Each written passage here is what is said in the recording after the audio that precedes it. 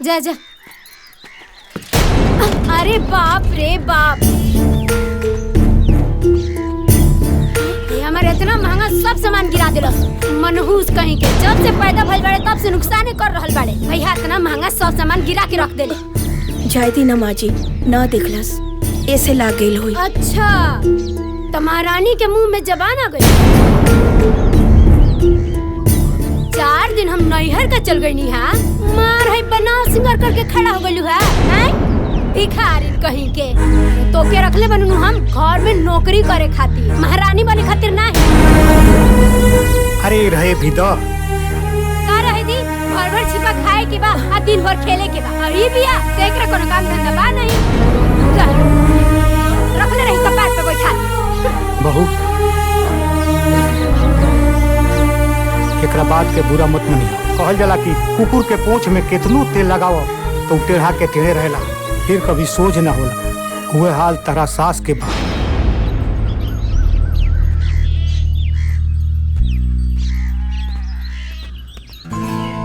तू हमरा से प्यार करेला ना, तो ऐसे छिप छिप के काहे मिलेला? ठीक ना है छिप छिप के मिलल। कहीं तोहार प्यार झूठा तो नहीं खे? बचपन में माई बाबूजी के प्यार ना मिलल, मामा ही सहारा बनले, और अब तू मिलल बड़ा तो हमके डर लगेला कि हमनी के प्यार के बीच में कहीं समाज। गुंजा, हमनी के बीच में हमनी के परिवार है और केहू ना, तू टेंशन मत ला। हाँ अच्छा, तहार काम के का भाई?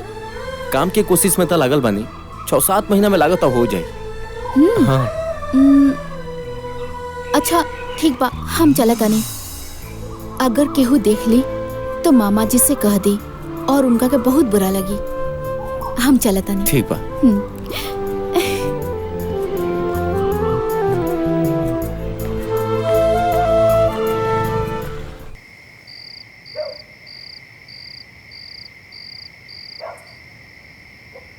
कैसन किस्मत बनौला भगवान हमार, जो हम अपने बीवी बच्चा के भी कोनो सुख नहीं दे पाओ।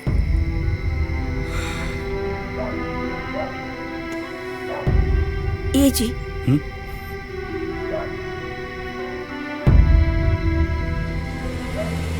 रउआ काहे माई के बात के लेके इतना परेशान बानी? अरे ऐसा कोनो बात नहीं खे भाई। अरे राजू के डटबे न कैली हा, का दादी माँ का इतना हक ना होला अपन पोता पे?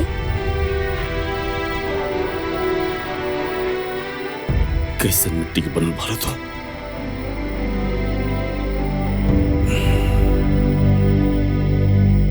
मैं तोरा के दिन रात खरी खोटी सुनावली, तब वो तू एक बार उनके पलट के जवाब ना दे। और जवाब देबू कैसे? जो हमार किस्मत खराब बा, न हमरे लिए कोनो अच्छा नौकरी बा, नहीं कुछ कमाता नहीं।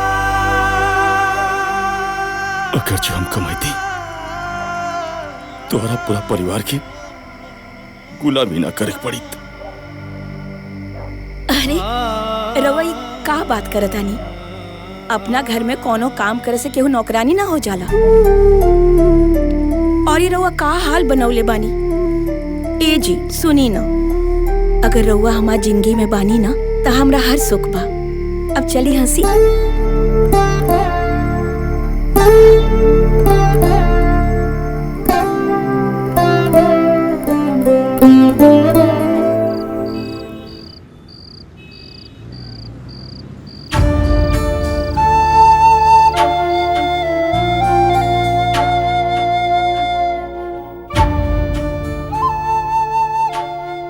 ए जी, इस साड़ी में गुंजा बिटिया बहुत सुंदर लगी ना? हाँ जी, एकदम गुड़िया जैसन लागी। पर एगो बात कही, जब वो घर से चल जाइहन नु, ई घर एकदम खंडर हो जाई। कैसे ओकरा बिना हम जियब बोली? हम तो मर जाए। कहीं ना जाए तू लोग के छोड़ के। और इतना का जल्दी बा हमरा के भगवला के? हम बोझ हो गइल बानी का मामा? अरे ना बिटिया, ऐसन काहे कहा तारू? बेटी के घर से विदा हो ही के पड़ेला।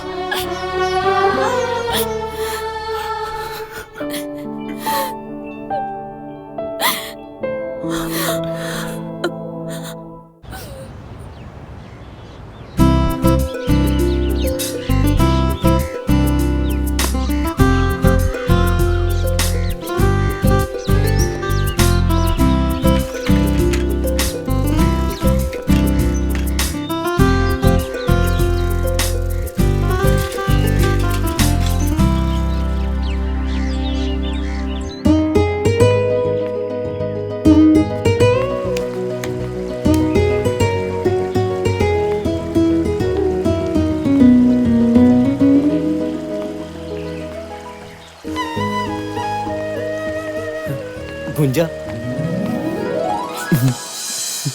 कैसन बाड़ू तू? मोहन, हाँ? हमरा के बहुत डर लगता। अब तो मामा मामी भी हमार शादी के बात करे लगलन। का? और तोहरा से ये जुदाई सोच के ही हमार जान निकल जाए। ऐसे कैसे जान निकल जाए? तहार जान तो हमरा लगे बा। और वैसे भी ऐसा नबो तो हम कबो ना आवे दे। हम बहुत जल्द माई से बात कर ले। कब बात हुई? जब हमार डोली उठ जाई हम जात बनी। और हाँ, तारे से बात भी ना करब। ए गुंजा, गुंजा, हमार बात तो सुना।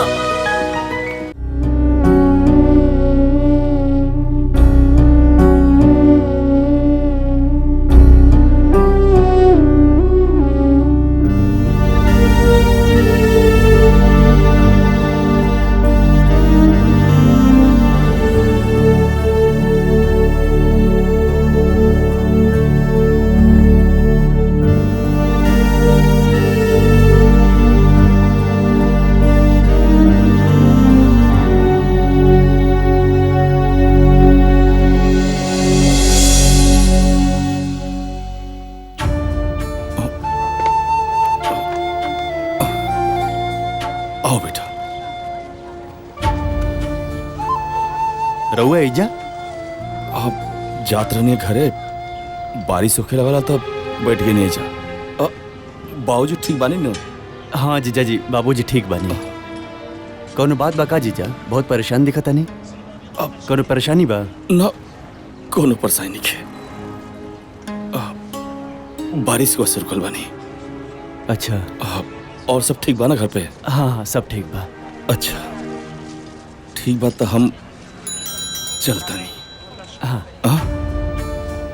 पार्वती और राजू राह देखा दिलो हमार। अच्छा ठीक बा। ठीक बा। कोनो न कोनो जरूर बात बाटे। एकरा पहले जीजा जी कितना परेशान कब होने के देखले।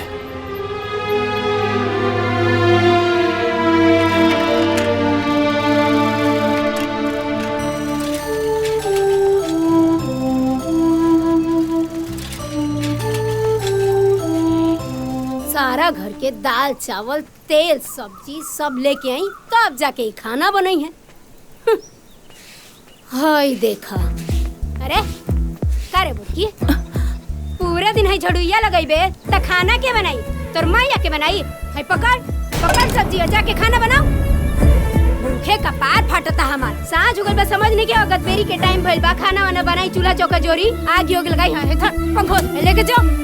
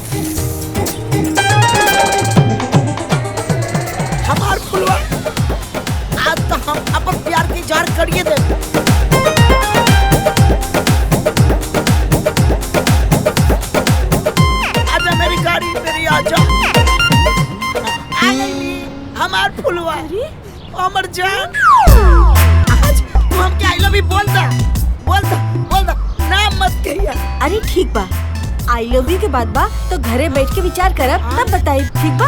घरे बतिएबू। अरे घर पे राय बात करब तब ही तो शादी हुई। अरे हमके बर्दाश्त नहीं क्यों? अच्छा बर्दाश्त करा, ठीक बा? चुम्मा दे देना। हम बताए। हाँ हमार फुलवा अब हम कैसे जिया? ठीक बा, जा जा। हम ही घर के गुलामी करे नहीं की आइल, ठीक बा? इतने रहुआ काम काज के चिंता बना तो एगो नौकरानी रख ली, तब हमरा के बुलाए। चाय बनावा, झाड़ू लगावा, पोछा लगावा। हमार तो जिंदगी खराब हो गई बा दिन भर खटत खटत। अपना मायका से भर भर के दहेज लेके आइल बानी। आ इतने रहुआ खाना पीना साफ सफाई के चिंता बाना तो एगो नौकरानी रख ली, तब हमरा के बुलाए। अरे तू कैसन बात करता रू? आपन काम केरा ना करेला? आपन काम करे में कोनो शिकायत बा? कहनी ना हमरा से ना होई तो ना होई। रहुआ इतने चिंता बना तो पहले नौकरानी रखी फिर हमरा के बुलाए। हम जाता नहीं अपना मई के। अरे जा जा तरू तो जा। जैसन गेहूं वैसन रोटी, जैसन माई वैसन बेटी। हमार तक किस्मते फूट गई। कैसन घर में बियाह हो गइल बा हमार।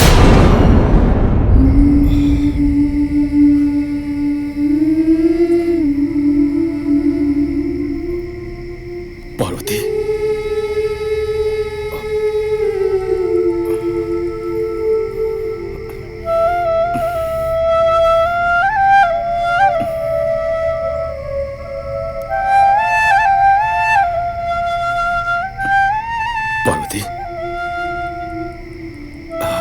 लगा था कि माई के बात से तू नाराज बाड़ो। अच्छा तू हमसे नाराज बाड़ो काहे कि जब से तो के बियाह का खिलाड़ी बानी तो के आज तक हम कोनो खुशी ना दे पानी। ना जी ऐसन मत बोली। देखी ना माई हमरे साथ जे भी दुर्व्यवहार करी हम उस सहजानी। देखा पार्वती, एक दिन माई जनवाना हमने की जरूर समझी और हमने प्यार भी करी। सब ठीक हो जाए।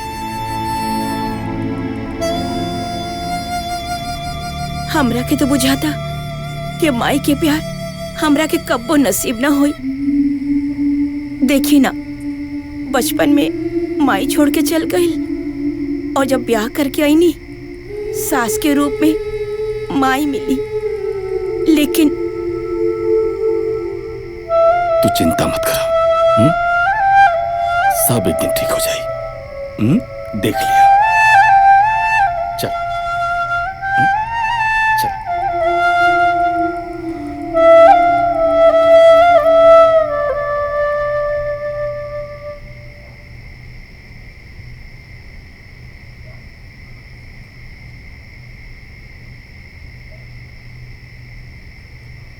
पार्वती पार्वती हमार बिटिया बिटिया पार्वती।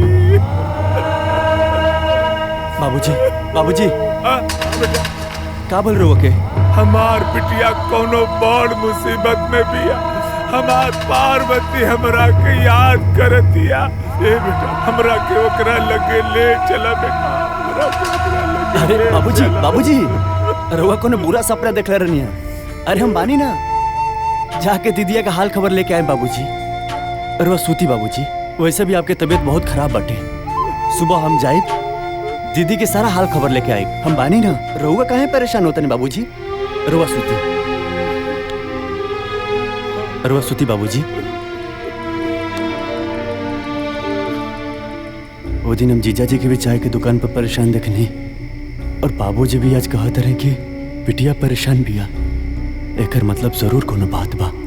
हम कल सुबह जाके जरूर देखे कि बात का बा और हाल समाचार ले। यह सही रही।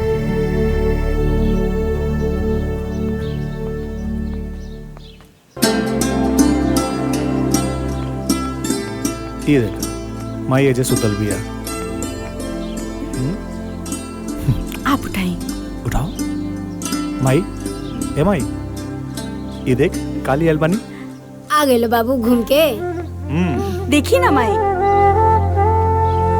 रवा खातिर कितना सुंदर साड़ी लेके आइल बानी। अरे हमरा खातिर साड़ी लेके आइल बड़ू बहू रानी।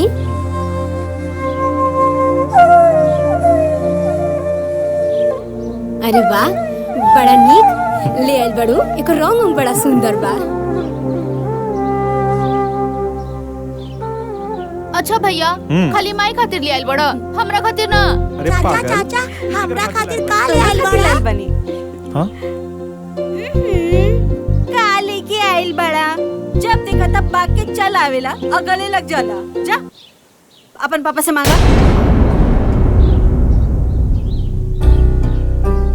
जानवी, लड़का से ऐसा ना बात करे के चाहिए। इला बाबू, ये तोहरा खातिर। अरे का गलत कहत रही हो? एके अगर अपन शौक पूरा करे के बा तो अपने बाप से कहे, वो पूरा करी। ते काहे करबे?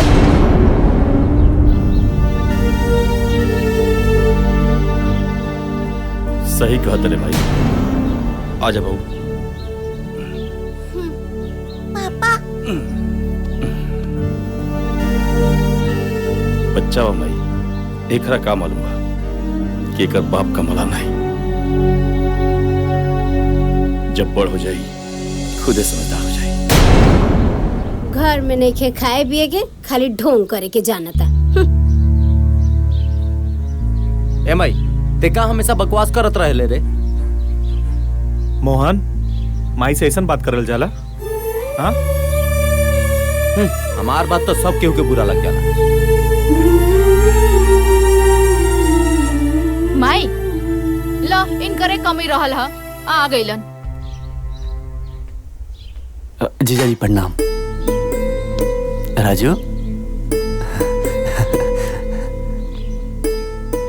हाँ प्रणाम ठीक बा माजी। ठीक बा। अब गोड़वे छुए के रहल हा तो नोटे के बंडल ले आके धोके छुएले रहता। बाकी ना, भिखारी जे बाड़े सन, कहाँ से देबो सन?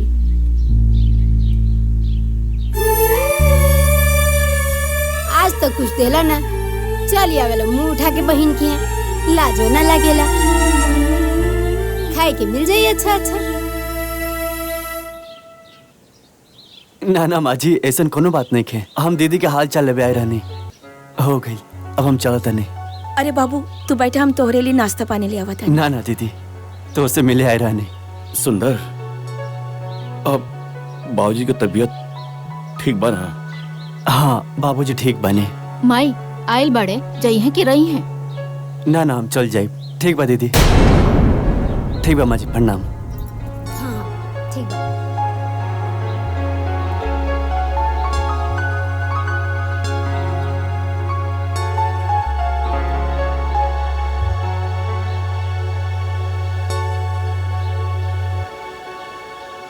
जब देखा तब मुंह उठा के चल गया। अरे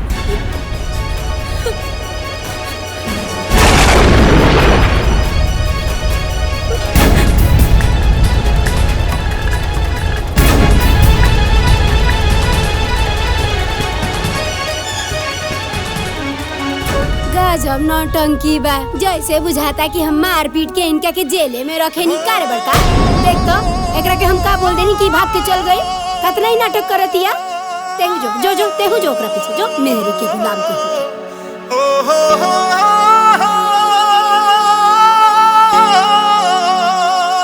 बाबूजी। अरे सुंदर, तू आ गेला बबुआ। हमरा लगल कि 2 दिन बाद आईबा। कैसन बिया हमार पार्वती? ठीक बिया नो? बाबूजी, दीदी तो हमके आई ना देते रहे। और जीजा जी तो नाराज हो गए बाबूजी कि हम काहे घरे जाता नहीं। वो तो कहने के बाबूजी की तबीयत खराब बा, दवा खाना पीना सब हमरे देखे के पड़त है। तब तो हमरा के आवे देवन बाबूजी। ए बेटा, पार्वती हमरे बारे में कुछ ना पूछत रहे। अरे बाबूजी, वो तो जब से गई रहनी, दीदी तारा बारे में पूछ पूछ के एकदम हमके परेशान कर दे रहे। बाबूजी ठीक बढ़े ना? बाबूजी टाइम से खाना खा ले के ना? बाबूजी टाइम से दवा लेलन के ना? जब से गई रहनी ना बाबूजी, वो तारा बारे में पूछ के बाबूजी बहुत परेशान कर रहे बाबूजी। का बताई बाबूजी। दीदी, अरे जेकर तो राम जैसन पति हो के ओकरा का दिक्कत हुई बाबूजी? वो तो राज करती है, राज बाबूजी। बहुत खुश भी है बाबूजी। हमार नात ठीक बान। अब तो बड़ हो गई होगी, अब तो डोरत होगी ना। अरे बाबूजी वो तो दौड़त आवे, जैसे ही गई नहीं हमसे लागल पूछे नाना हमरा खातिर कुछ ना भेजलन का मामा? हम कुछ ना लगनी है बाबूजी ओकरा खातिर। का बताई, बहुत भुलक्कड़ बानी हम। हे भगवान, तुहार लाख लाख शुक्रिया बा, हमारे पार्वती का ऐसा घर मिलल। वो सुखी बिया, बस हमारे पार्वती पर ऐसे ही कृपा बरसौले रहिया भगवान, ऐसे ही कृपा बरसौले रहिया। ठीक बा बाबूजी, रोवा सोती, हम थोड़ा हाथ मुंह धो ली बाबूजी।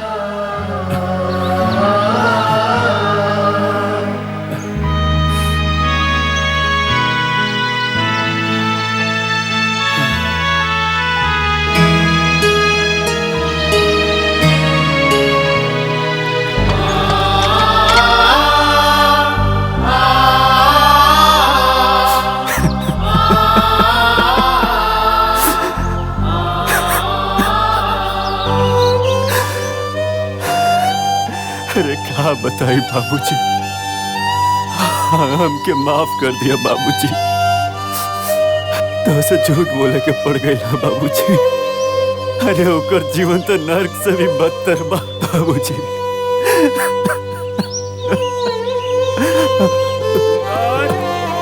ए सुंदर। हाँ बाबूजी।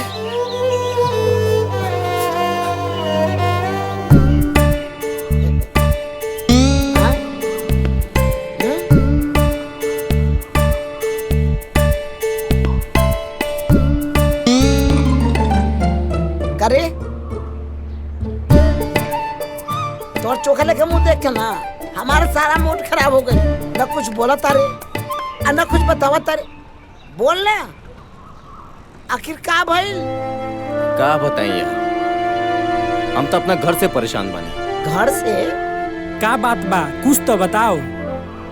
का बताई हम तो के, कल बड़की भौजी के भाई आयल रहले घर में, जोन भइल ना।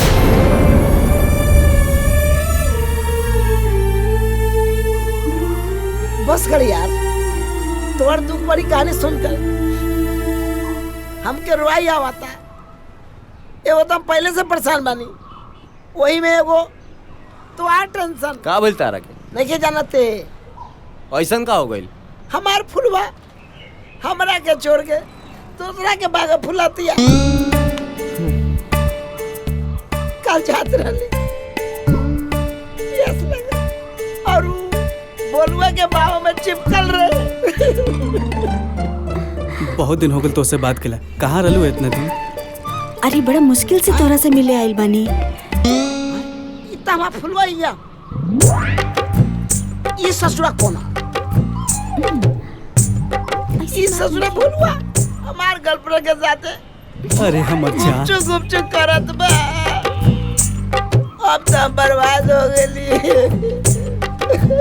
अच्छा चला कहियो। अच्छा चला। जो औकत बा एकदम ठीक नहीं के औकत हमार फुलवा। अब हम क्या करी तू बता।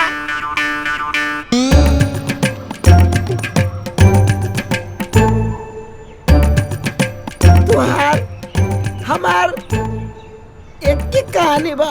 हमार फुलवा हमरा के छोड़ के जाती है और तू घर छोड़ के भागता रे। छोड़े भगवान बाड़े ना।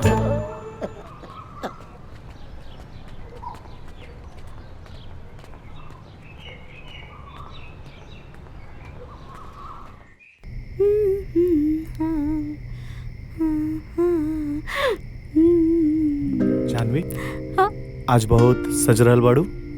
का बात बा, बोला। हाँ देख, ये 10,000 रुपया घर के खर्चा खातिर दे दिया, ठीक बा। और हाँ,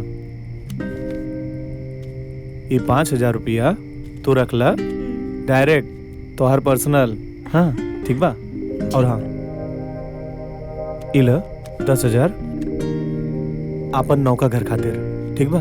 ठीक बा। और वैसे भी और अच्छा खासा पैसा जमा हो गइल बा, ठीक बा नु? ठीक बा। रुका। ये 5,000 रुपया तोरा साड़ी खातिर। हाँ। एका रखा, ठीक बा? ठीक बा, ठीक बा, ठीक बा।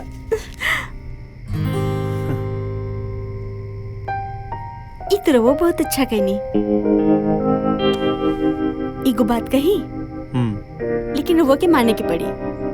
अच्छा एगो बात बतावा, बड़ा रोमांटिक होके कहा ताड़ू। ये बतावा, आज तक हम तोहार कौन सा बात ना मननी है? वो हम ई कहे के चाहता नी, रउआ जो ई 10,000 रुपया घर में देता नी, वो देवे की बात नहीं खे, बस रउआ कमाई जाता ही घर में। देखा, तू बात तो सही कहा ताड़ू। एगो बात बतावा, भैया का कमाई धमाई बंद बा और जोन भी कमा ले थोड़ा मोड़ा तो दे ले नो। रउआ के समझावल बेकार बा, कितना समझावता नहीं, लेकिन रउआ समझे के तैयारे नहीं की होत। सब लोग अपन परिवार देखी, रउआ अपन परिवार देखी, वो अपन परिवार देखी है। तू अपना दिमाग पे ना ज्यादा बोझ मत डाला। और सुना, और जौन नयका घर बुक कैनी है ना, जब वहाँ हम सबे चल जाए ये सब छूट जाए। रउआ ना खाली भैया भाभी के चक्कर में लागल रहेले।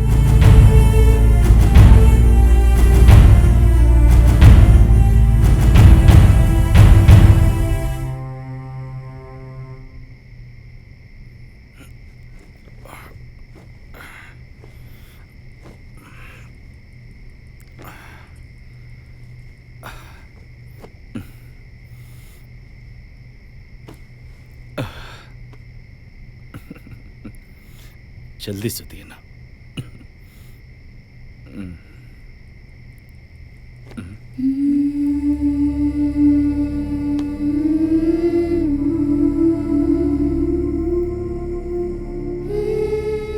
पार्वती,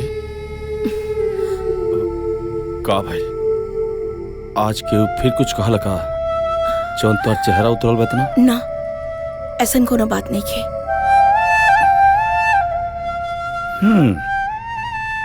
जब तोहरा झूठ बोले ना आवेला, काहे झूठ बोले लू? हाँ, हम सब जानता नहीं कोनो कोनो बात तबा।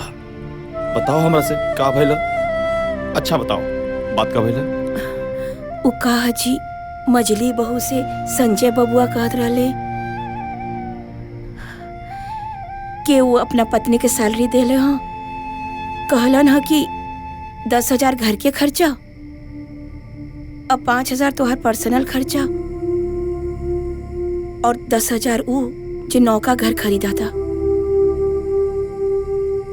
और ये 5,000 के तू साड़ी ले लिया। और वो कहनी है कि बड़का भैया तो कमाते नहीं खन, जॉन कमा के देता रहा, घर खर्चा वही से चला था, बाकी रउआ कुछ बुझाला ना। रउआ बारे में ये सब सुन के अच्छा ना लागल। पार्वती, ठीक है तो कहता लो, उनका अपने और अपने परिवार के बारे में, उनकी भविष्य के बारे में सोचल कौन गलत थोड़ी बा, लेकिन यो सही कहता लो, हम उनके जितना कमात नहीं।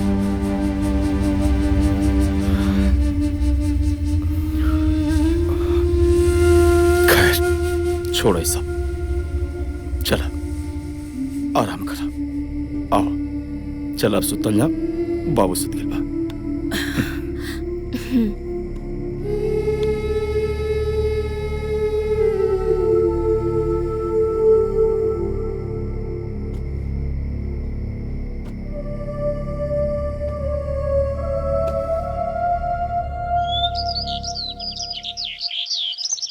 अरे हाँ हाँ सर, हम टाइम पे पहुंच संजय जाए। बबुआ, नाश्ता तो करके जाई। गंवार का गंवारे रहबो का भोजी। और वैसे भी तोरा के देखे मालूम कि वो काम से बाहर जाला तो ओकरा पीछे से टोकल ना जाला। और वैसे भी जौन बनौती तू लगन के लागल बा ना, वो हमसे दूरे रहे।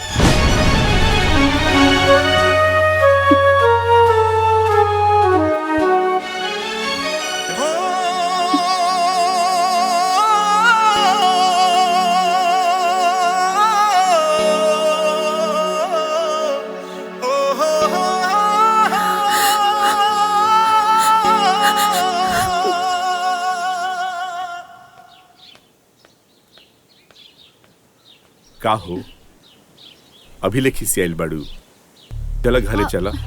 हम रउरा से कहले रही ना कि जब तक नौकरानी ना आई हम घरे ना जाई। वैसे भी पूरा परिवार के खाना हमरा से ना बनी। अरे हम तहरा से अच्छा हम कहाँ से खोज के लिए आई? का एकर मतलब हम नौकरानी हई? अरे ना ना, हमरा कहे के ई मतलब बा कि तहरा ऐसन स्वादिष्ट खाना कोनो नौकरानी बना सकतिया। अरे बाप रे बाप, आज तो हमार जबाने फिसल गई रहत। अच्छा बाई खिसियाइल ना। का कहनी हा?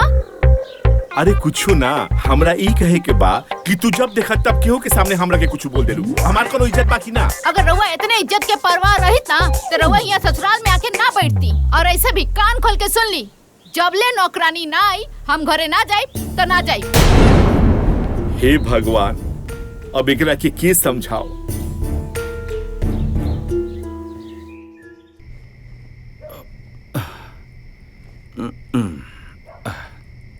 अरे पार्वती, आज बड़ा लेट कर दिलू हो।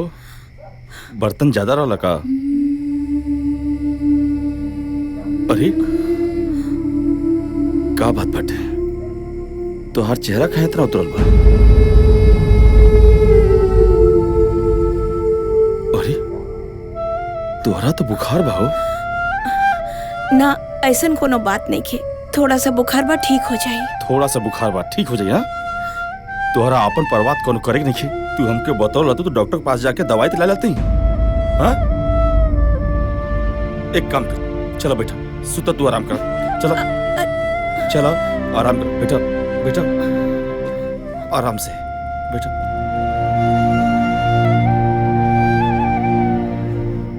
अपने बारे में तोरा बिल्कुल सोचा ही कि नहीं है, खाली घर का काम घर का काम। देखो कितना तेज बुखार बता के।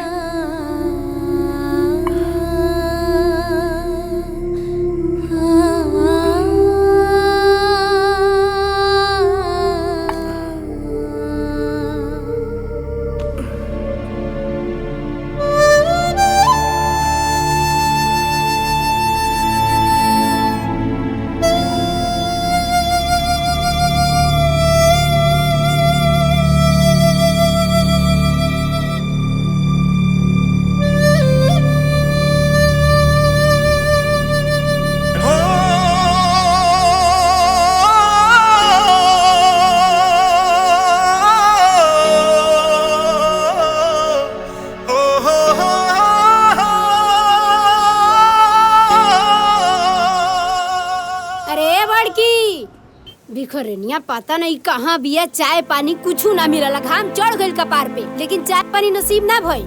अरे चुप करा, जब देखा चाय चाय दिमाग खराब कर देवेलू। चाय बिना ना हमार कपार फटता।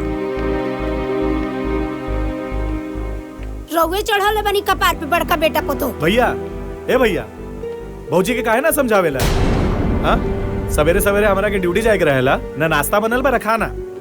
एक तो घर में सबसे ज्यादा पैसा भी देनी और बिना खैले काम पे जाए। संजय, ऐसा बात नहीं है। पार्वती की तबीयत खराब बाटे, रात बहुत ज्यादा बुखार रहे और इस समय भी बुखार बाटे उनके। ये सब बहाना बा खाना ना बनावे के। ठीक कहता रू बहू, तू बहाना बनावतिया, लेकिन तू का करता रू? तोहरा तो खाना बना लेवे के चाहिए। काहे से सबसे पहले तोहरे मरद ड्यूटी पर जाले, आ एक दिन खाना ना बनवलो तो कोनो पहाड़ नहीं टूट गई। रउए तो चुपे रही, कोनो पहाड़ ना टूट जाए।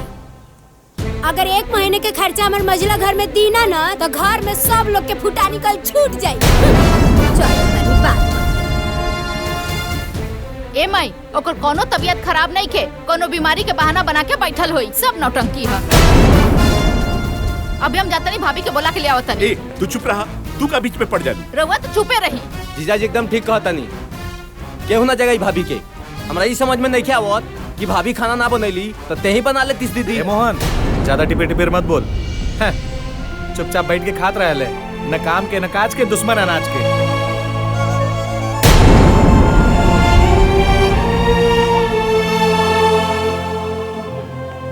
भैया,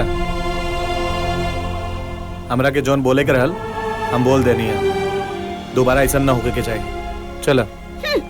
खाना बनैला के अलावा और कामे का बदी दी के? पड़ गई रहुआ करेजा में ठंडक। अब हमार लड़का भूखे ऑफिस चल जाए।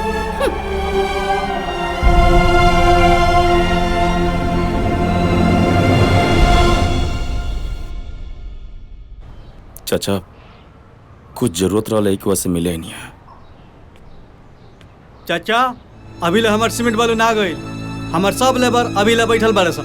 बाबू कहा कि लेबर बहुत कम बाड़े, लेबर नहीं खन, यही से तोहार सीमेंट बालू भी ना गई। लेबर आई है तो तुरंत तोहरा के भेज दिया जाए। जल्दी गिट्टी बालू पहुंचवाई, और ना तो हम दूसरा जगह से जाके ले ले। ए भाई तू चिंता मत कर, तोहर गिट्टी तोहर यहाँ पहुंच जाए। हाँ तू जा।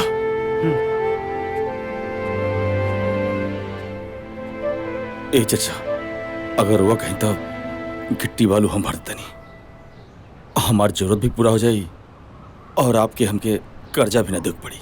बाबू इससे बढ़िया का हो सकेला, हमार काम भी हो जाई, तार मजदूरी भी बन जाई। ठीक बा चाचा।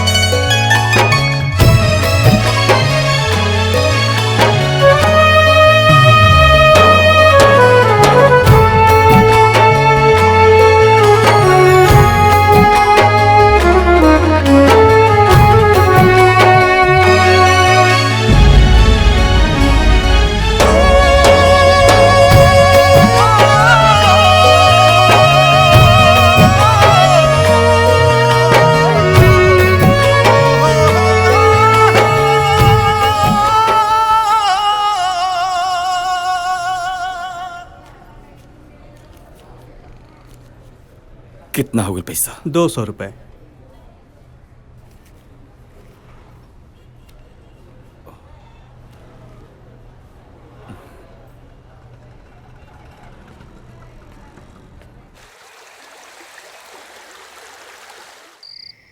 ली देख ली मरचा के ठूट, कुल ऐसे ही पड़ल बा, कुछ साफ नहीं के कैले।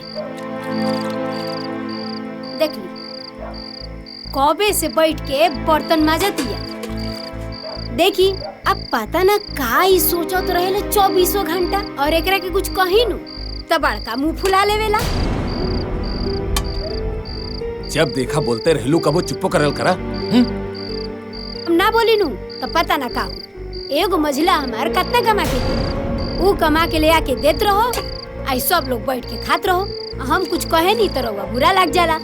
2 घंटा से बैठ के ही बर्तन रगड़तिया, ई रहुआ नहीं खेलो कर हैं, लेकिन हमार बोलल का लोग जाला।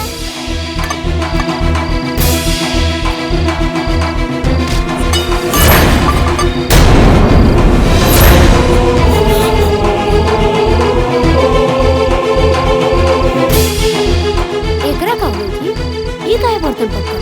ए जी, ये का करत आनी जी? कुछ मत बोलिए।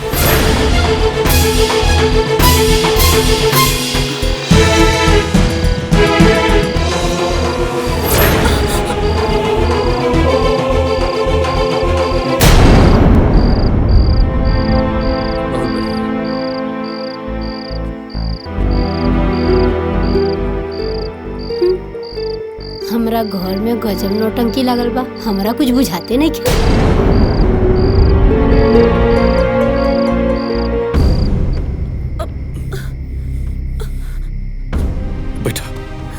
सुनी ना हमार बात। एकदम चुप रहो।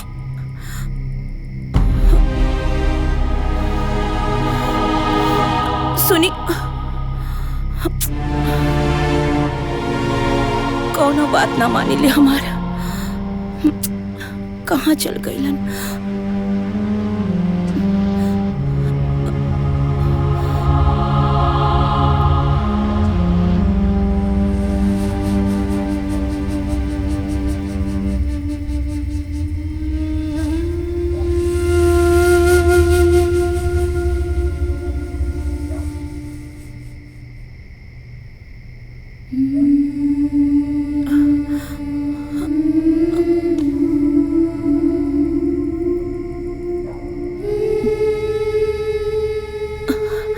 हमरा भूख नहीं खिला। खा लो चुपचाप, खाना खा।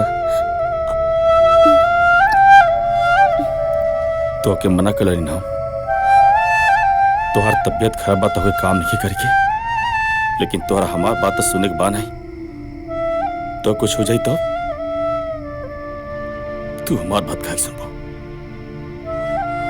अपने मन का खाली तोहरा करे बाटे।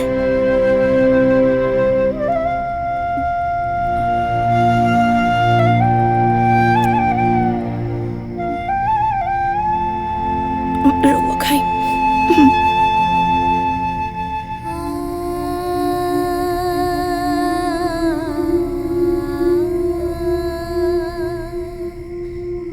लापरवाह बन तू। हमरा के कुछ ना होई। कुछ ना होई। इतना बुखार में तपत तलो कर बाद जाके सारा बर्तन माज दो तो। हम ठीक बानी। तोहरे खातिर दवाई ले गेला नहीं। लखा लखा एक और खा।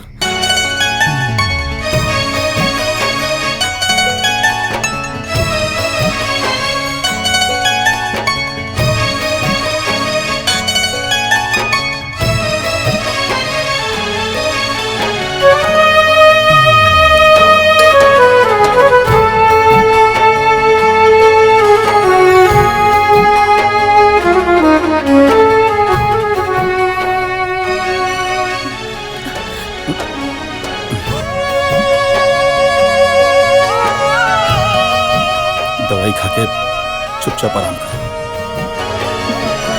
अपने ही घरवा पराया जैसन लागे, अपने ही घरवा पराया जैसन लागे, केकरा से कोई दुख अपन कहाँ जाके, रात दिन कुहू के भीतरिए परान, ताना बाना सुनी सुनी हो खेला बिहान, ताना बाना सुनी सुनी हो खेला बिहान।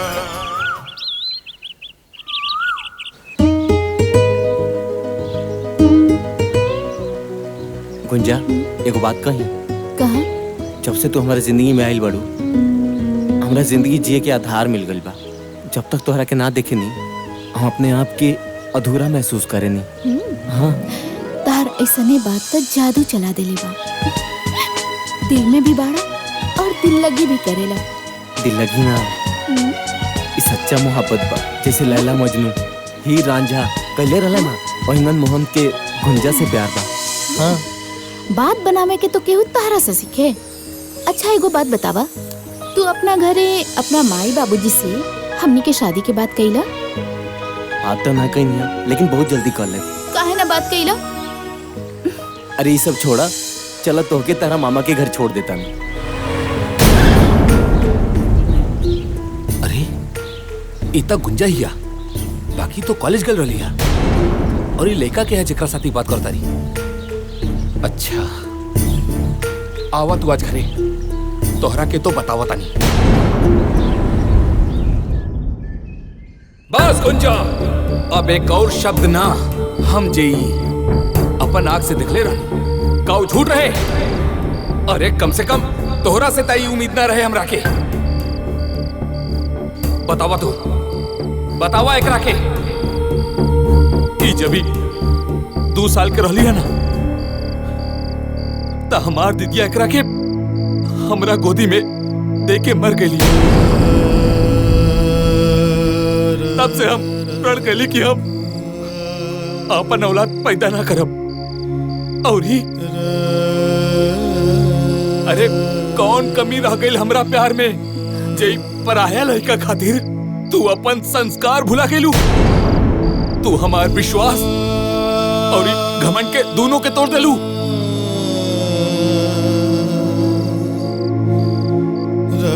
ना मामा जी, हमरा और विश्वास और संस्कार कुछ नहीं की भुलाई। रउआ जौन कहब हम उहे करब, लेकिन ऐसा ना बोली। तो कैसे बोली? आए अरे जौन चीज हम अपना आँख से देखले रहनी है का वो झूठ रहे? मामा जी रुआ जौन भी देखले रहनी है वो सब सच बा। हम गुंजा से प्यार करेनी और इनके से शादी करब। अरे बचवा, तहरा देख के ना हमरा मालूम बा, हमरा लगा था कि तू बहुत बड़ खानदान के बड़ा। बाकी तोहार खानदान और हमारा खानदान में बहुत बड़ा अंतर बा। बाकी एक चीज याद रखिए, चाहे वो गरीब होके या अमीर, सबके इज्जत इज्जत होला। मामा जी रो विश्वास करी, राउर इज्जत आज से हमारी जिंदगी बा।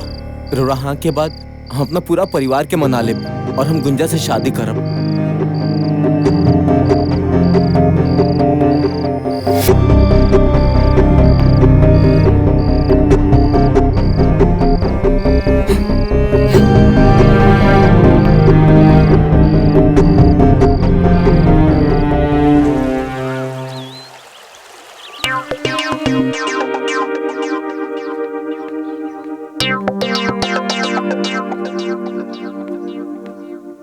ए भौजी, भौजी। अरे देवर जी, का बात बा? आज बड़ा खुश लागत आनी। ए भौजी, उ का बात बाकी रवा से एगो बात। ए भौजी, एगो लड़की से हम प्यार करेनी, ओकरा से हम शादी करके चाहतनी। सुनी भौजी, माई से बात करी ना रुआ शादी खातिर। पहले ई बताई कि ई गुंजा के है जी? कहाँ रहेली? उनकर माई बाबूजी का करेलन? ए भौजी सुनी ना, उनका घर के सब लोग तैयार बा, बस रो माई से बात करी ना शादी करे खातिर। प्लीज भौजी बात करी ना भौजी। हाँ ठीक बा। बाकी रउआ तो जनबे करेनी, हमरा पे अम्मा जी हमेशा जरल रहनी। फिर भी सही समय देख के हम बतिया ले। हाँ भौजी बतिया ले प्लीज। ठीक बा भौजी, चली दिए कपड़वा लेता नहीं हम, चली। अरे वाह देवर जी। बड़को अरे महाराज, लड़की बहुत सुंदर बिया, ओकर घर दुआर भी बहुत बढ़िया बा। उ लोगन के कोनो चीज के कमी नहीं खे। प्रणाम पंडित जी। प्रणाम प्रणाम। लिली पंडित जी मुंह मीठा कर। हाँ हाँ लेता नहीं। हो पनिया द का हो ठीक बाड़ा नु? पंडित जी तो बुझाता कि तोहर ब्याह कराइए के मनी। जीजा जी रुआ तो पता बा, ऑलरेडी हम गुंजा से प्यार करेनी, उनकरे से शादी करब।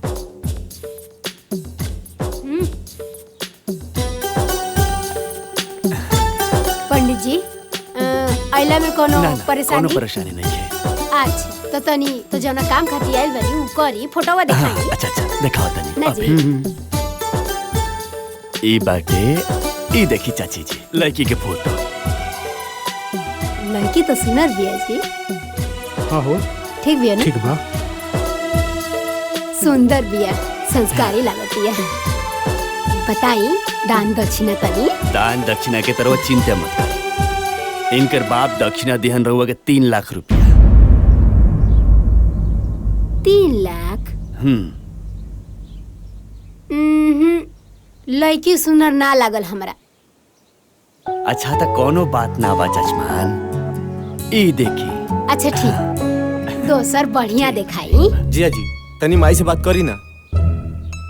ए साले जी, तहार दीदिया के सामने तो हमार कुछ चलेला ना, वो कड़क सास के सामने हमार का चली? भाभी भाभी तनी सुनी ना। का मोहन बबुआ, का बात बा? बोली ना। ए भाभी, माई से बात करी ना गुंजा से शादी करे खातिर। देखी बाबू, अब हमरा से कुछ ना हो पाई। अब जॉन करे के बाद रउआ करी। ठीक बा, हम चलत नहीं। ए भाभी, बहुत बड़का घर के लड़की बिया, और दूसर बात माई बाप के इकलौती बिया। सब रौरे धन बा। दक्षिणा के तो चिंते छोड़ दी। लड़की जब एकलौती बिया तो सब कुछ तो रौरे नु बा। 10 लाख रुपया आपके मिल जाए। का 10 लाख रुपया आपके 10 लाख मिली? अच्छा, और का मिली? ठीक बिया। अब मुहवा तो सुनरे बा। इतना मोट लड़की से शादी हुई हैं? आपन लड़का कितना स्मार्ट बा, मोट लड़की से शादी हुई। आ तोनी मोट बिया त का भई? आ इतना बड़ घर में आई तो दिन भर चली दौड़ी चिड़ै लेखा फुदूकी और हम प्यार से ओकरा के चला के दू बर्बाद दे। लड़कवा के देख लेती। का रवा हमार लड़का देखा? लाखों में एगो बा हमार लड़का। जी रउए कोनो उपाय लगाई ना, हम गुंजा के बिना ना रह पाई। प्लीज जी कुछ करी। ठीक बा, अब बुझाता हमरे कुछ करे के पड़ी। कहाँ रह गई दूर ससुरा? कोनो कामे के नहीं खे। अन्ना फोन उठावा था, रुका हम फोन लगावा था। हेलो अरे भी कसवा कहाँ बारे रे? कब से तो के फोन लगावा था नहीं सुनाई नहीं खे दे। आजा सुन, मोहना कहाँ बा? तोहरा पता नहीं खे मोहन के शादी होता। अभी जाते चाची के पता मोहना चाची चाची चाची चाची चाची का हरी लगना काहे चिचिया तेरे दे? कौन आफत विपद आ गइल बा कि ते है लौंग धड़ंग हमरा दुआरे पे खाड़ बाड़े हैं? अच्छा जी ए मोहना तो का बोल झूठ कर? मंदिर में शादी करता है बियाह कर लेलो से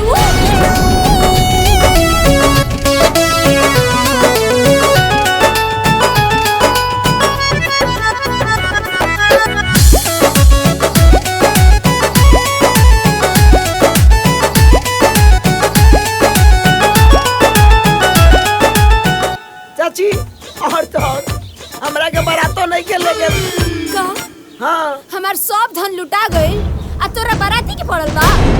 मोहन बियाह तो कर लेलो, अब चाची के के समझाई? अरे जो होई तो देखल जाई। जिया जी बानी ना। अरे और के तोरा देह लग। अरे भाई, अरे बाप रे, अरे का भाई? अरे ए भाई, अरे काहे मारता रे एकरा के? अरे अरे कुछ तो बताओ। घर में रहबे पता करते तब नु पता चली कि का भई। अरे जब बताइबे तब तो पता चली। भाग गई। अरे तोरा कुछ पता बा? अरे जब बताइबे तब न मालूम पड़ी। अरे छोटका नु बियाह कलश मंदिर में जाके बियाह आवे दे ओकरा के घरे। आज को टंगरी तोड़ देब हम।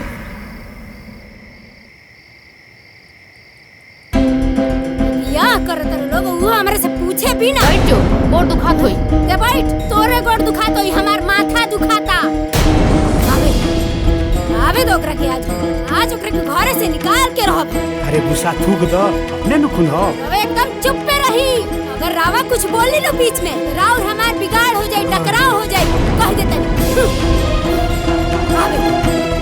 बहुत हो गई, रावा छूट देले बानी तो इकुल होता ना। ए बेरा ना छोड़बो ओकरा के। देख लियो, आ जाए तो एक हाली आ जाए तो घरे तब बताओ। माई रे कुछ मत बोलिए, देखना कितना गाना पहन ले बिया।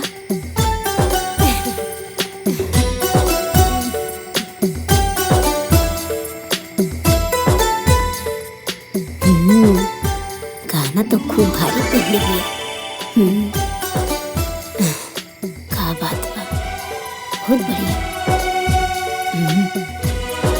नथियो असली लगता।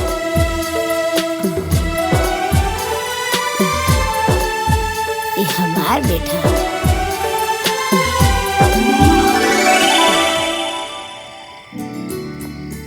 चलिए देवर जी। चला।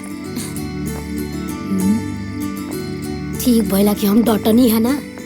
आई देवरानी जी, आई बाबूजी। प्रणाम बाबूजी। गोलातन बाबूजी।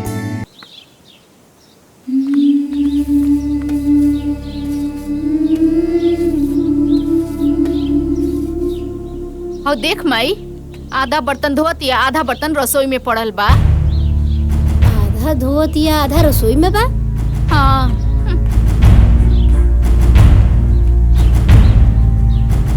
हई सारा बर्तन पड़ल बा तो वो कौन बर्तन धोतिया?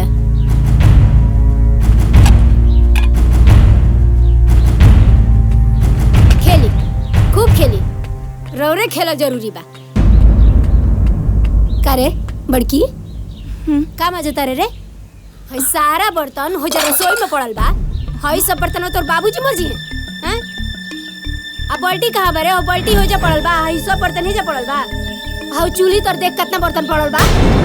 हम हर बात याद दिलाई तोरा के। कितना साल हो गइल तोरा आइले जा। आई तोरा समझ में ना आवेला? भिखारन कही के माँ बाप तो कुछ देलस नहीं। हमार बर्तन है, हमार बर्तन।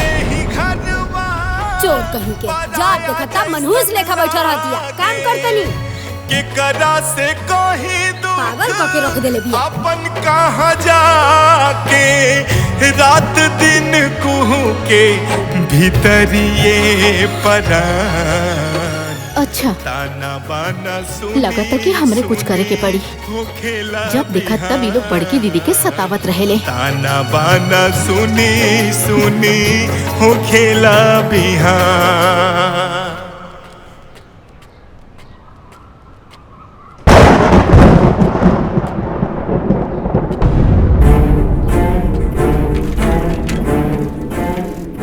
शंभू बबुआ, अरे वो शंभू बबुआ, शंभू बबुआ।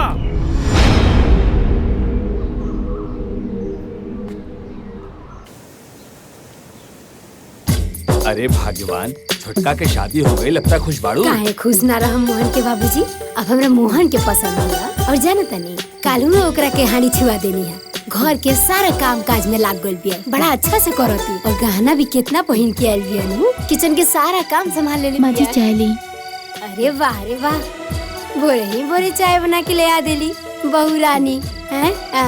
सुना, हाँ जवन तू गहना सब पहन के आई रहलू है वो कहाँ बा? तू ले आके हमरा के दे दा, हम सब अपना पास रख लेते नहीं। ठीक बा ना अम्मा जी, हम रउआ के गहना नहीं दे सकते। काहे कि वो हमरा माई के आखिरी निशानी बा। हम चलता नहीं, दीदी के भी चाय देवे के बा।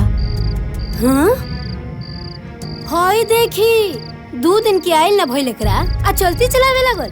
अरे भगवान, कब तक ले हिटलर बन कर आबू? कबो महतारी बन के भी तो देखो। महतारी बन के देखा, महतारी बन के रहम ना तो ये हमरा कपारे पे बैठ जाए कुल। ठीक बा, तारा जौन मन करता उन करो। कसम से जिंदगी में पहली बार ऐसा चाय पी ले बनी। पीला के बाद तो मजा आ गई।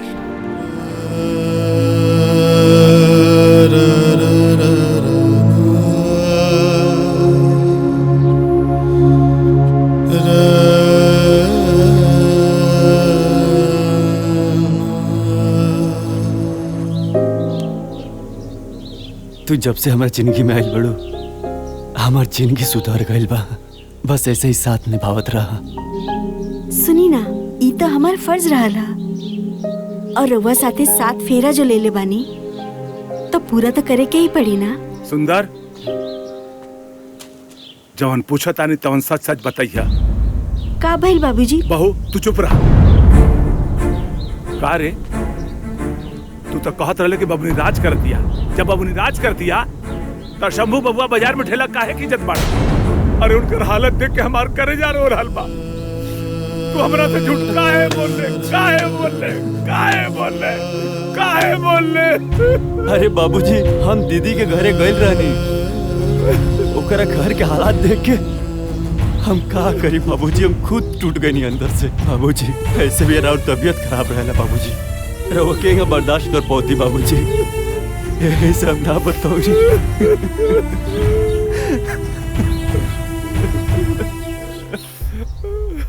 तू हमरा से झूठ काहे बोल?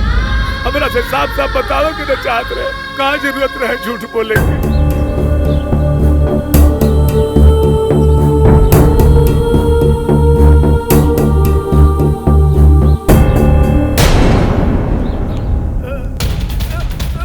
बाबूजी, बाबूजी, बाबूजी, बाबूजी, बाबूजी, बाबूजी, बाबूजी, बाबूजी, बाबूजी, बाबूजी, बाबूजी। अरे का बोल रही? चाचा, ए चाचा, सुंदर भैया, का हो गई चाचा के? का हो गई?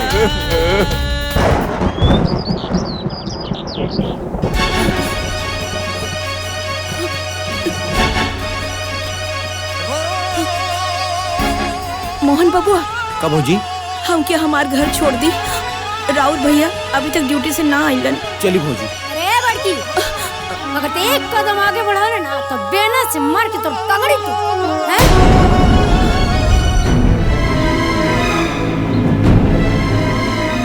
अरे मारे वाला तो मर गए, ते के जाके जिंदा कर देबे। जब देखा तब, अरे तोरा तो नैहर जाए के बहाना चाहिए। नैहर जाई बड़ी आइल बड़ी नैहर जाए। चुप करी माँ जी।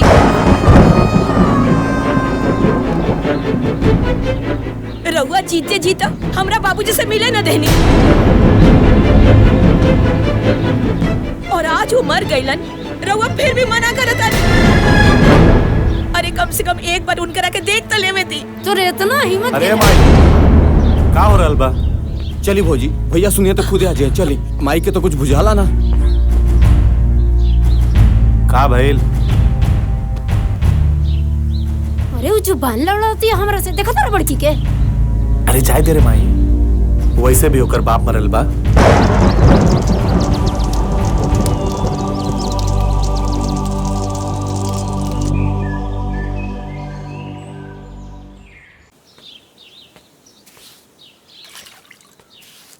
बाबा मम्मी कब आई? अरे आवते हुयन बाबू। बाबा सेब खा ली। जा बाबू खा लो।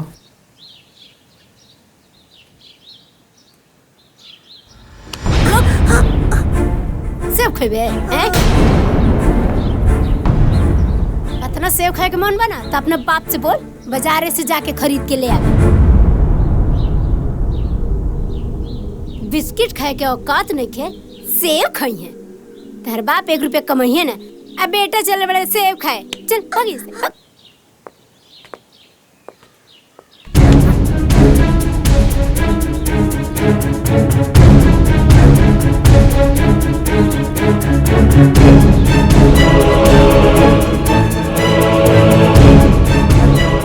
Mummy mummy.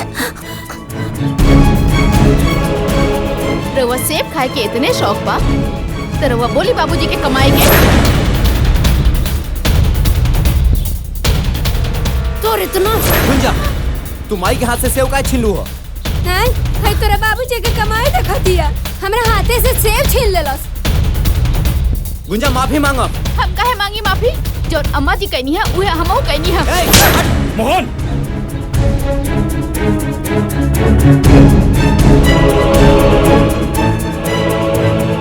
दिमाग खराब हो गया का तो? औरत पे हाथ उठाता होते हैं? अच्छा भैया, ये जौन माई के साथे कैली है उ सही बा का? ए, तू चुप रहा, तू का बीच में पड़ जालू। रउआ तो चुप रही, जब देखा तब बीच में टपक जानी। इनकर इहे उपाय बा जौन मोहन बाबू करत तारे। वाह रे भैया वाह। अगर तो हर सगे मातारी रहती तब वही बात बोलता। संजय, ते कहल कहा जाता है, वो हमार मायना हो। अरे ना रे बड़का, अरे ते हमरा कोखी से पैदा ना हो सकेलिस, तोरा जैसे औलाद हमरा ना चाहिए। सही कहता तुम। शंभू जैसन आदर्श लेका तोरा कोखी से पैदा ना हो सके। अरे शंभू जैसन आदर्श लेका के पैदा करे खातिर महतारी के तपस्या करे के पड़ला, तपस्या। जौन की तारा से ना हो सकेला। बाबूजी, आप चुप रहे, मत बोली बीच में। माई हमरा के अपन बेटा माने न माने, संजय अपन भाई माने न माने, लेकिन हम संजय के अपन सगा भाई माने नहीं, और माई के माई। अरे ना ना रे, हम तोर माई ना हई, बिल्कुल ना हई। अरे तोरा ना ए घर में रहे के बा, यही से ई लालो चप्पो वाला बात ते करत रे। काहे से कि तोरा तो कमाए धमाए के बा ना। अरे ते ए घर के खर्चा का चले, ते तो अपना मेहरारू और लड़का के खर्चा चला लेना, तो उहे बढ़न बात का। ना माई, ना तो हमें घर में रहे खाती कुछ बोलता नहीं, और ना ही केहू के डर से। हम तो बाबूजी खाती चुप बने, ना तो हम बोलते ही और पूरा घर सुनी। भैया कही देला ना सौतेला वाला बात। पूरा गांव जवार जाना था कि हमने तोहार सौतेला भाई है, लेकिन तोहरा मुंह से सुन के हमरा के अच्छा लागल। और बाबूजी तोहार बड़े और माई सौतेली। वाह भैया वाह, बड़का भैया आज तक हमनी में कोनो फर्क ना समझ ले। आ तू इनका के सौतेला कहता रहा। अरे हमरा तो शक होता सौतेला ही ना बल्कि तू बड़ा तू। मोहन संजय,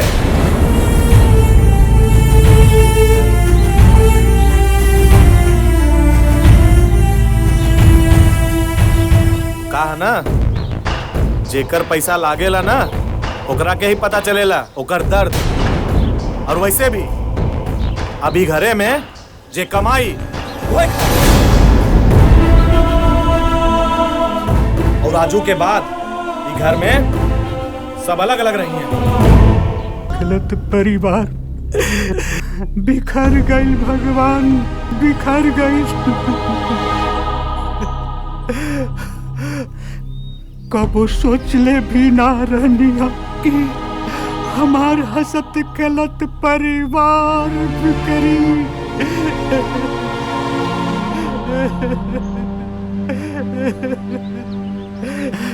हे भगवान,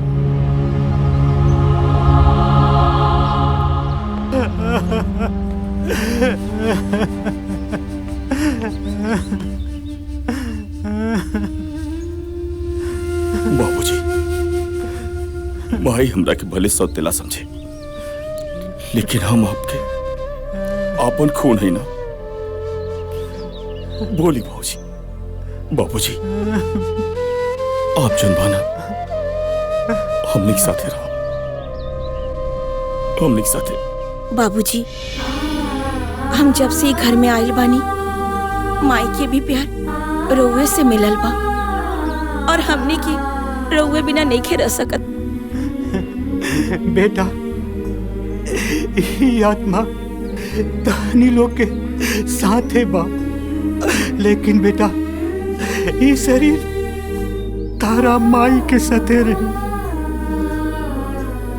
कहे से हम उनका से शादी करके ले आई बानी, शादी करके अब तक शरीर मरला के बाद ही अलग हुई बेटा, मरला के बाद ही अलग हुई।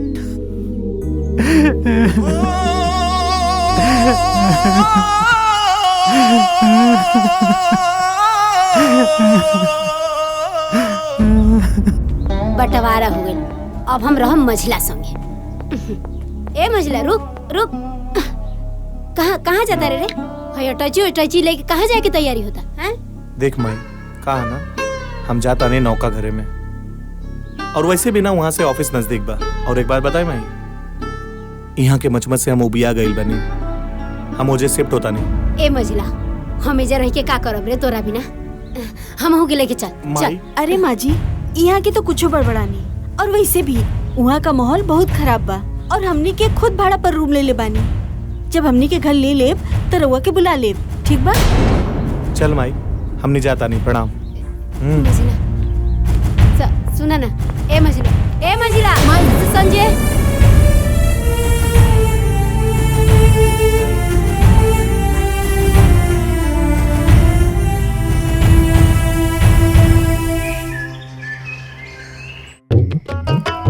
इहे दिन देखे के बाकी रहला हमारा बुढ़ौती में चूल्हा फूकी खाना बनाई। बेटी एगो बिया पता ना कहाँ बिया। का हो शंभू के मम्मी, सुबह सुबह खाना बनाओ तरू? अरे चाय बने तू तो पी लेती तो मूड फ्रेश हो जाई। रौरा के तो चाहवे पड़ल बा। हाँ, दूध में काम करी का? एक बार चाय बनाई, एक बार खाना बनाई, खाना बनाओ तरी उहे रहो खाली। इहो हमरा बस के बात नहीं के। अब जाके हम चूल्हा चौका फूकी। ए समय में, ए उम्र में बेटा पतोह वाला हो गई नी, 3 गो पतोह आ सास खाना बनावतिया। तने ठीक से डालो तनी तेलवा, एकरा बाबूजी के निमन लगी खाए में।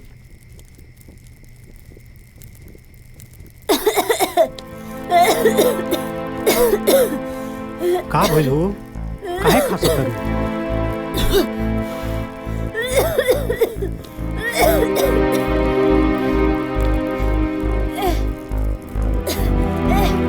बड़का बाबूजी। अरे शंभू के मम्मी ये का हो गई? बहू, अरे मोहन देखो तो तारा माई के का हो गई? अरे माई, माँ जी का हो गई? माँ जी के का हो गई? का हो गई? संभल उठा, संभल के ध्यान से, हाँ, ध्यान से।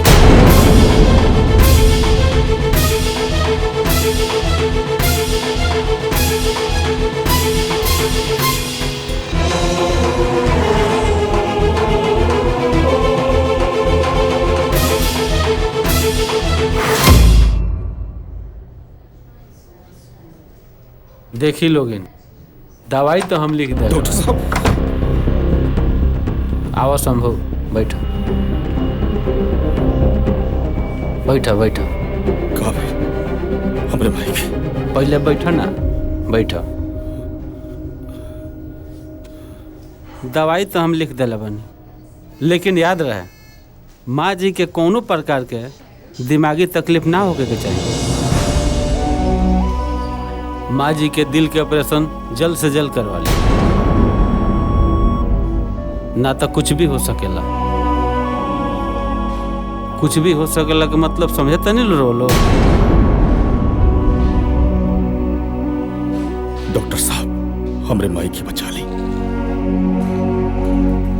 और ये बताएं कितना टाइम बा उनके इलाज का दी?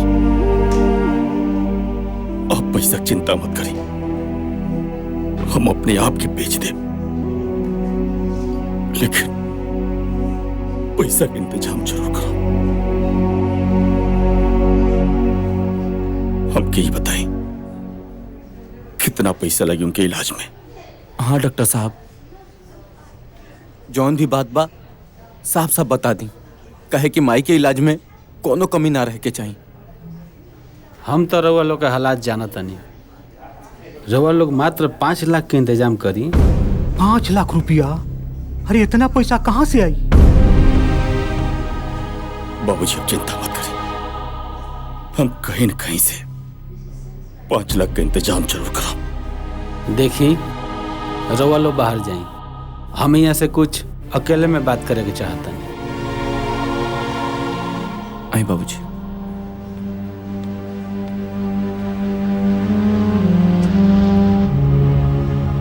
बताएं डॉक्टर साहब। देखी शंभू बाबू, माँ जी के ऑपरेशन खातिर इतना सारा 5 लाख रुपया रउआ कहाँ से लेके आए? आप चिंता मत करें डॉक्टर साहब, अब इलाज जरूर करें। कहीं से भी इकट्ठा करे पड़े पैसा हम जरूर करें। तो ठीक बा शंभू बाबू, हमनी के लगे 1 महीना के समय बा। 1 महीना के अंदर अंदर अगर माँ जी के ऑपरेशन हो गई तो सब कुछ ठीक हो जाई, ना तो हम कुछ ना कर पाए।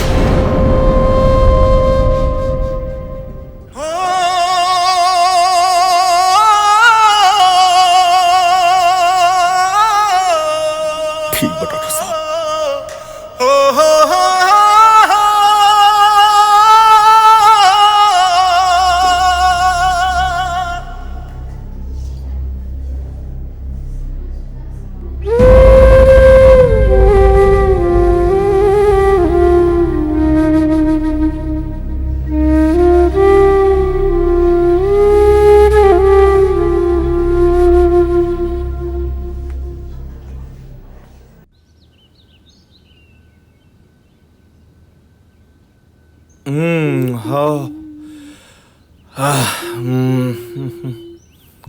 का हो जान, बड़ी खूबसूरत लगा तारू।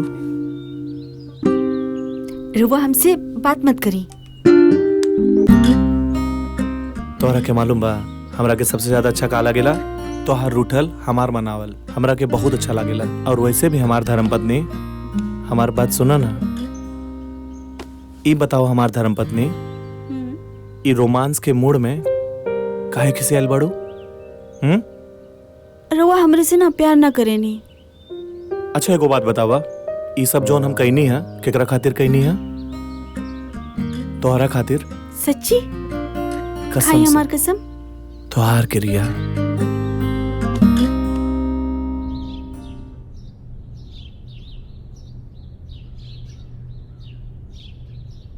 ए मोहन के बाबूजी, हमरा का भइल बा जी? का डॉक्टर कहले हैं जी? अरे कुछ नहीं के बोलो, थोड़ा कमजोरी हो गई बा। वैसे भी तारा खाना बनावे के आदत नहीं के नु, यही से तू बेहोश हो गेलुआ। कुछ दिन आराम करे खातिर डॉक्टर साहब कहनिया, ओकरा बाद बिल्कुल ठीक हो जेबू। सच कहत है एकदम सच कह। बहू दवाई खाए खातिर पानी लेके आओ। जी लावतनी।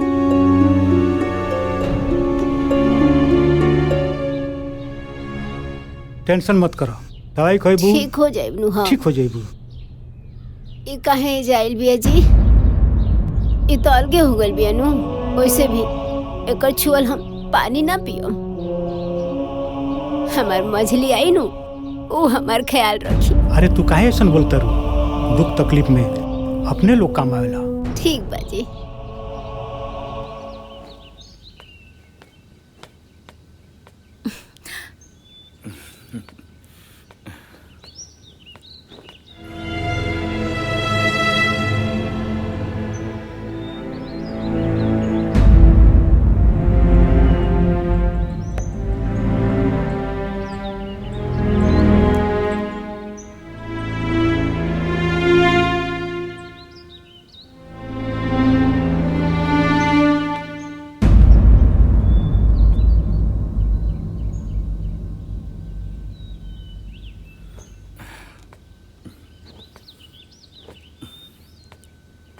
जातन काम पे, शाम क्यों जल्दी है?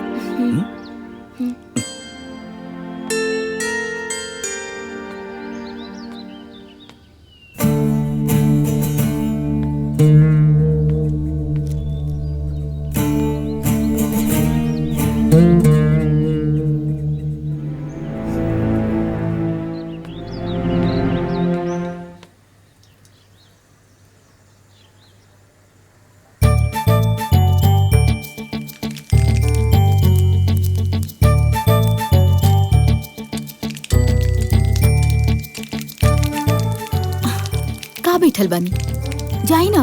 दीदी देख ली है तो का सोची है? अरे केहू ना कुछ सोची, सब लोग अपना काम में बिजी बा। रउआ समझी लेना। तार हेल्प करता नी।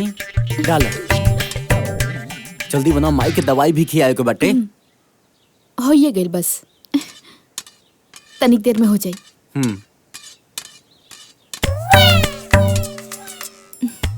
जाई पहले जाइए, जैसे हम बनावत नहीं। बनाओ ना, हम जाता नहीं।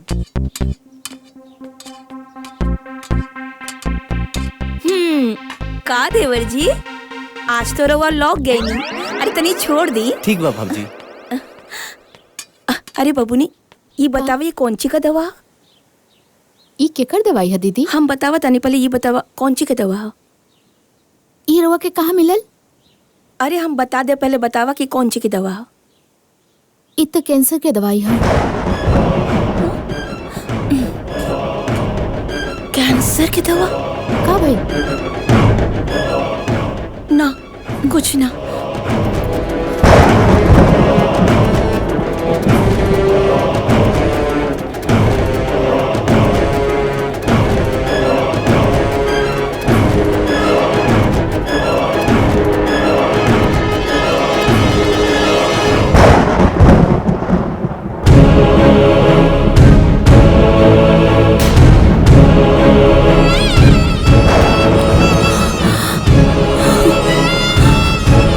कैंसर के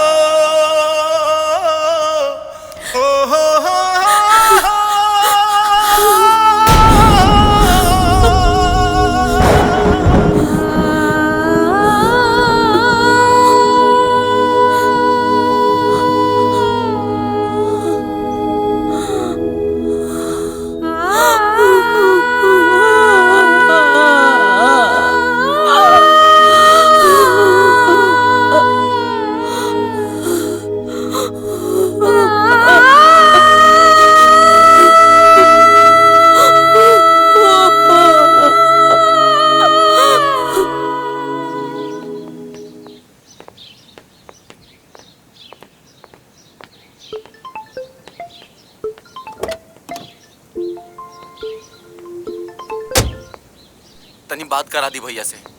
का बात बा हमके बताई, हम वहाँ से बोल दे। माही के बहुत तेज से तबीयत खराब बाटे। डॉक्टर साहब कहते हैं कि 5 लाख रुपया लागे। यही बारे में भैया से बात करे करला। तनी बात करा दी भैया से। आउ हमरा लगे नहीं कि वो फोन घरे छोड़ के गेल बनी। आइम तो बात करा दे। अच्छा ठीक बा, रखा तनी। का भइल जानवी? अरे वो सहेली के फोन रहे। आवत अरे जब देखा फोन, अरे कितना फोन आवेला तोरा के?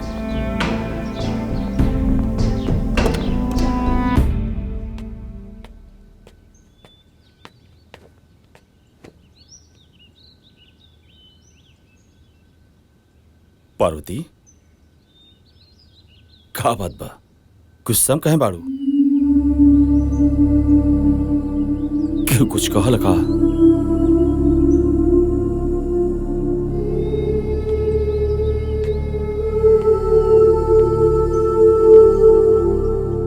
पार्वती आज फिर घर वाला लोग कुछ कहल का?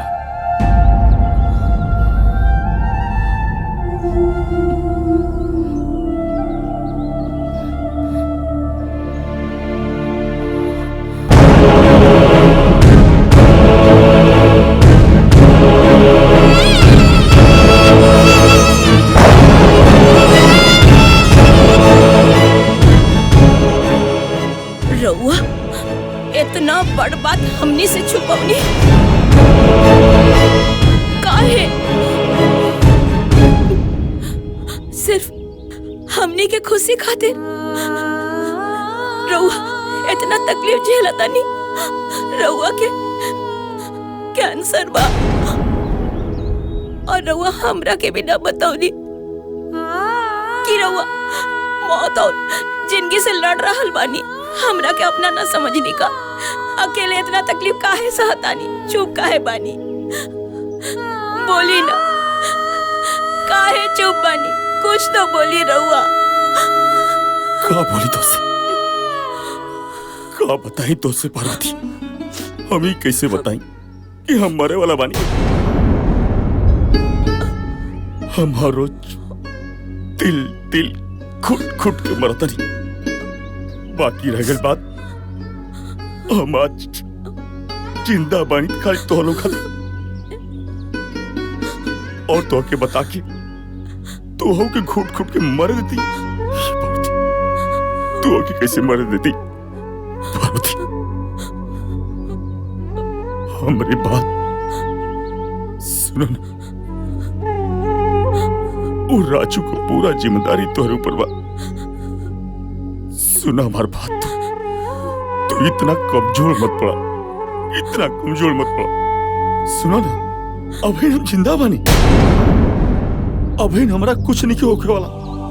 अभी हम जियब। रउआ कैसन बात करतानी? अरे अगर रउआ के कुछ हो जाए तो रउआ सोच ले बानी हमने के का होई? और हम रउआ बिना कैसे जी पाई? ऐसे मत बोलो। सुनो ना, तो कि हमार कसम घर में केहू की मत बताइए तू। और घर में बाबू हुई तो ओके मालूम पड़ी तो ओकरा के सब बतावले से ओकरे ऊपर बहुत गहरा असर पड़ी पावती। ये बात की समझा तू। और अभी हम जियब, मरा थोड़े मानी भाई। अरे अभी हम जियब, अरे हम जियब पावती तुम्हारा खाती और राजू खाती। अरे हम भी कुछ ना हो। तू बोलू ना, तू बोलू ना।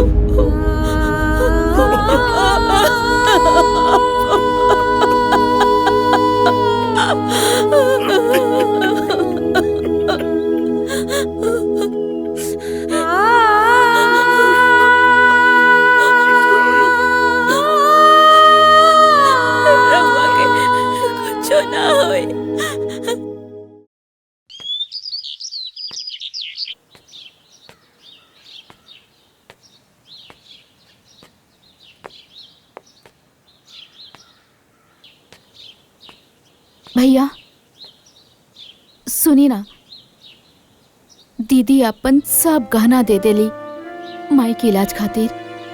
हमरो पास है कुछ गहना बा, है रउआ ले ली, माई के इलाज करावे में मदद हुई। ले लेना भैया।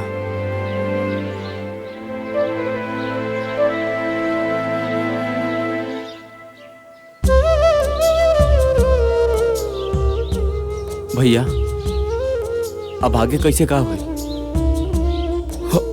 तू चिंता मत कर, हम बानी ना। कहीं ना कहीं से माई के इलाज खातिर पैसा के इंतजाम हर हाल में जरूर करब मोहन। ठीक बा भैया, जरूर कर। चलो।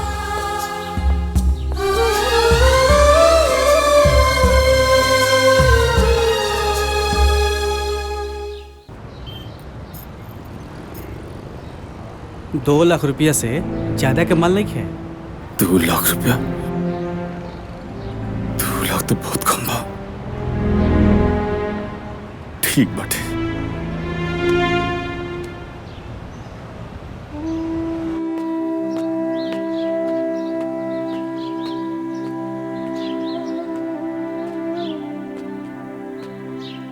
शंभू बाबू।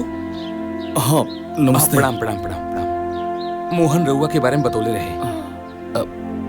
बड़ा तकलीफ लागल सुन के कि माताजी की तबीयत खराब बा। बस रिश्तेदारी के नाते हम रउआ के कुछ सहयोग करल चाहता नहीं। बस रउआ ना ना कही। हैला, अगर और जरूरत पड़ी तो हमरा से निसंकोच कह दिया। काहे की समय पर अगर अपन आदमी काम नहीं तो काहे के संबंध। बहुत बहुत मेहरबानी आपकी। अरे ना, एमे मेहरबानी कोना बात की। अरे राउर माता जी जोन बानी वो हमरो तो कुछ ना कुछ बाड़ी। धन्यवाद।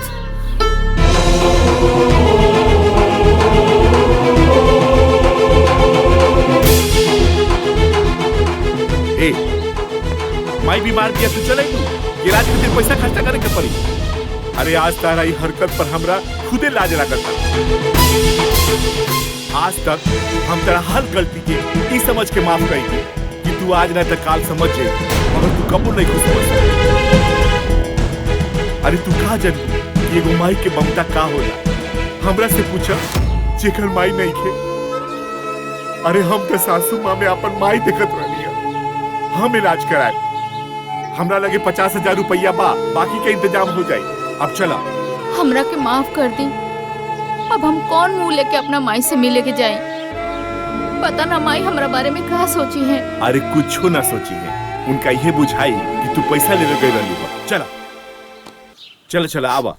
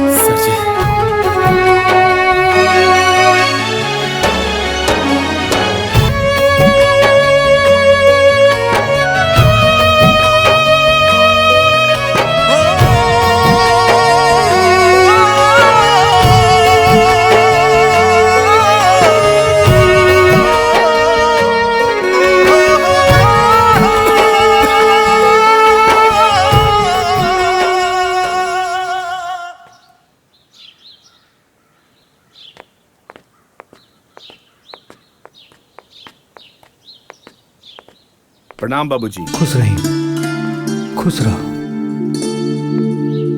ये सब कैसे हो गए बाबूजी? हमरा तो दिव्या से पता लागल है कि अम्मा जी बहुत सीरियस बारी, मगर वह तनको चिंता मत करी। हैली 50,000 रुपया अभी इतने रहा, बाकी हम इंतजाम करें, मगर दवा इलाज में कोनो कमी नहीं करे के। रउआ एकदम चिंता मत करी, सब ठीक हो जाए। बाबूजी माई ठीक हो जाए नु। अरे बेटी, भगवान चाहिए तो तहार माई बिल्कुल ठीक हो जाएगी। तू चिंता मत कर।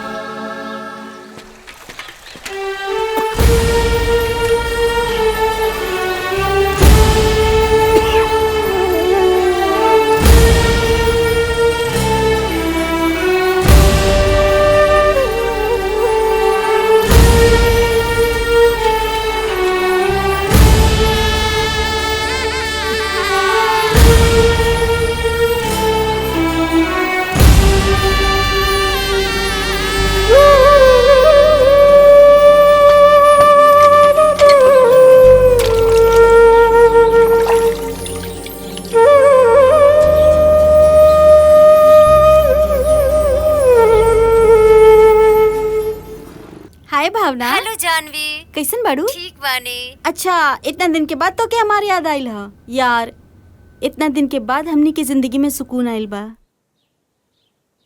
मतलब गांव छोड़ के शहर में लेके आइल बानी। बीजी बताओ। इतना परेशान कर देले बा लोग पैसा खातिर कि का बताई। केकरा से बात होता हो?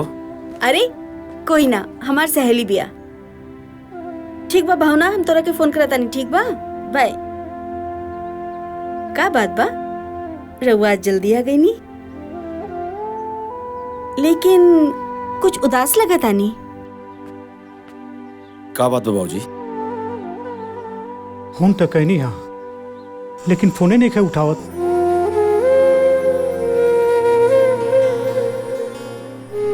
रउआ चिंता मत करिए बाबूजी, कहीं व्यस्त होइयो, खुदे फोन करियो। अब कौन उपाय बा? आप आराम करिए बाबूजी, हम सब देख ले, हम देख ले बाबूजी।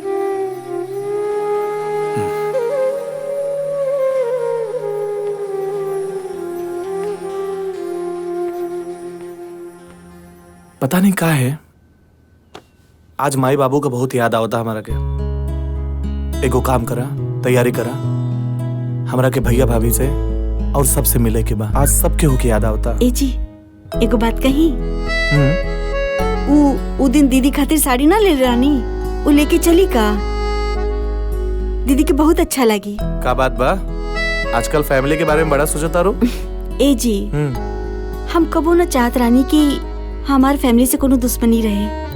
बस हम तो ई चाहत रानी राउर 2 पैसा बचे, और हम का दुनिया के केहू भी पत्नी ये चाहे कि ओकर पति के 2 पैसा बचे। कितना समझदार हो गई बाड़ी हमार मेहरारू। चली खाना खा ली।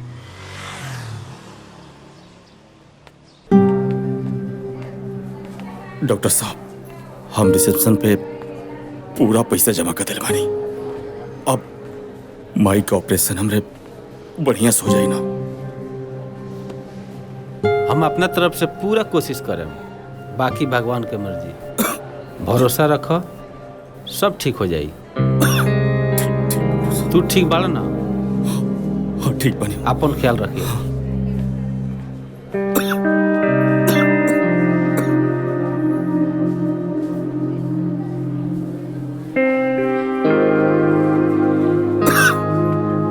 का भइल जी? डॉक्टर साहब ऑपरेशन करता नहीं, और सब ठीक हो जाए। हाँ। तार माई ठीक बड़ी ना बेटा? डॉक्टर साहब को इतना ऑपरेशन सक्सेसफुल हुई। अब बैठी भाजी।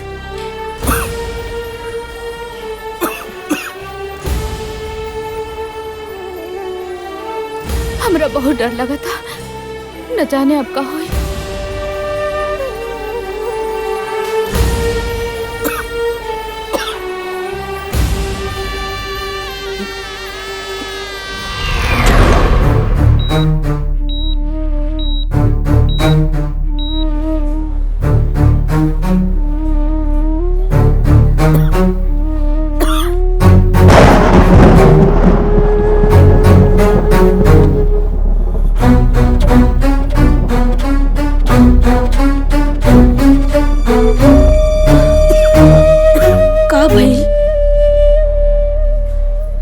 कुछ ना, अब ठीक बनी, अब ठीक बनी।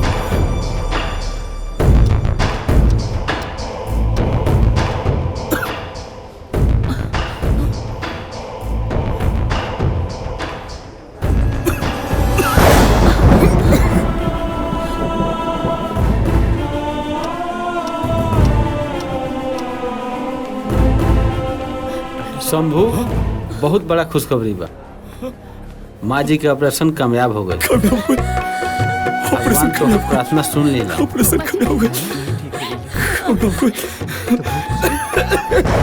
अरे शंभू, ठीक बाड़ा नु?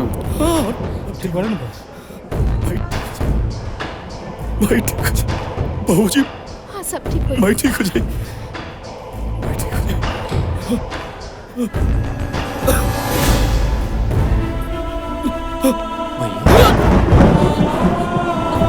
अरे शंभू, अब बहू काहे भागो? रउआ नहीं जाना। दीदी, बहुत बड़ा राज एगो अपना दिल में छुपा के रखले रहनी। शायद आज वो बतावे के वक्त आ गइल बा। का राजबा डॉक्टर साहब? शंभू के कैंसर हो गइल।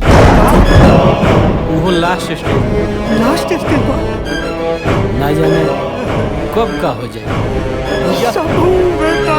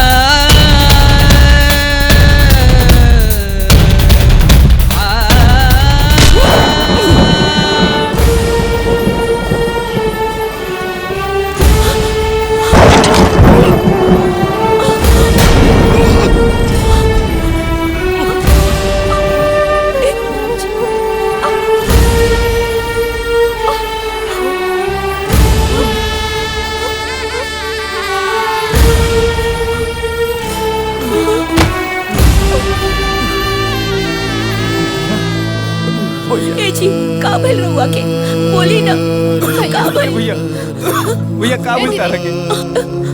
भैया के का हो गई? का भइल दीदी? इतना बड़ा बीमारी के छुपा के हमरा के गैर बना देला बेटा, गैर बना देला। अरे बेटा तू हमरा से बतौले रहता तई बाप अपने आप के बेच के तहर दवाई कराई बेटा, तहर दवाई कराई।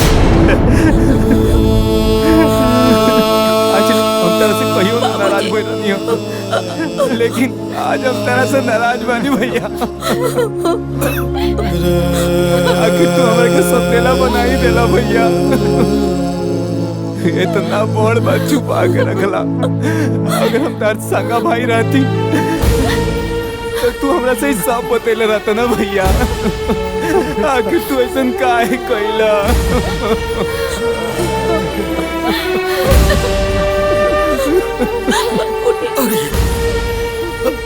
ऐसे मत तू और प्यार बाबूजी का प्यार और पार्वती का प्यार ये तो हमारे जीने का आधार रहा रे पगला। ना तो हम तो कब का मर गिल थी लगा था कि हमारे तो साथ बाबूजी देखिए ना ये का कहता नहीं, इनका के हॉस्पिटल ले चली बाबूजी।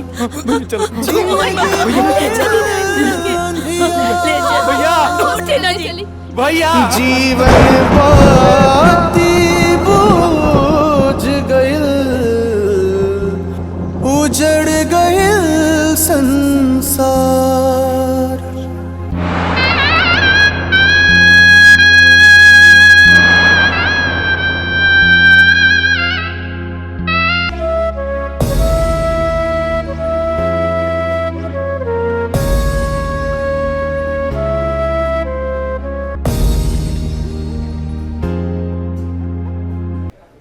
माँ जी आराम करी रहुआ, रहुआ उठी मत। डॉक्टर साहब हम ठीक हो जाए नो? हाँ माँ जी रहुआ बिल्कुल ठीक हो जाए। राउर ऑपरेशन सही सलामत हो गइल बा। ई सब रहुआ बेटा के प्रयास के वजह से संभव भइला। हम जानत तनी कि हमार मझिला बेटा हमरा के ना छोड़ी। हमार मझिला बेटा नु ऑपरेशन करौले है। कहाँ बा हमार डॉक्टर साहब? हमार मझिला बेटा कहाँ? माँ जी अभी भी रहुआ आँख से पर्दा ना हट। राउर मझिला बेटा ऑपरेशन तो दूर रहुआ के देखे तक ना आइल। का रहुआ तो जिंदगी में कोनो अच्छा कर्म कैले होके कि बड़का बेटा जैसन औलाद पैदा। अरे राउर बड़का बेटा राउर जान बचावे खातिर आपन जान देता।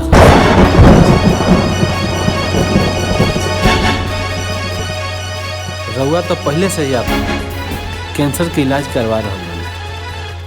माँ जी के ऑपरेशन खातिर इतना सारा 5 लाख रुपया रउआ कहाँ से लेके आए? आप चिंता मत करिए डॉक्टर साहब, हम अपन कैंसर के इलाज छोड़ दें, लेकिन माई का हम इलाज जरूर कराएं। कहीं से भी इकट्ठा करे पड़े पैसा हम जरूर कराएं।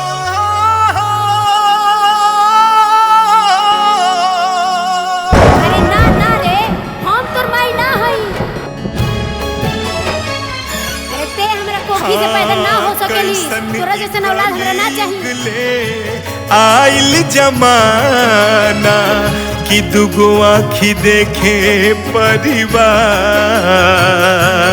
हो, दुगो आँखी देखे परिवार। मन करे जहर माहौल खाई मरी जाईती, अपन जान दे दिला डॉक्टर खाई मर जाई, हमरा बेटा के पास जाए दी। निकले नया धाम जान, हमरे के जाए दी। माँ जी रउआ आराम करी, रउआ उठी ना। कितना भागन बानी वो खेला बिहान।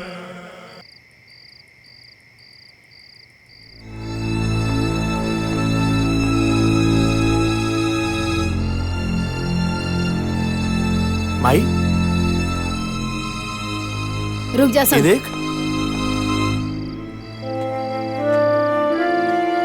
का भाई माई? ऐसा के बता जे आइल बड़ा तू? हाँ का बात चल बा? जवन लेवे आइल बड़ा? अरे सब कुछ तो खत्म हो गई, सब बर्बाद हो गए घर में। तू ऐसे काहे कहा था रे माई? मत कहू हमरा के माई, हम तोर माई ना हई।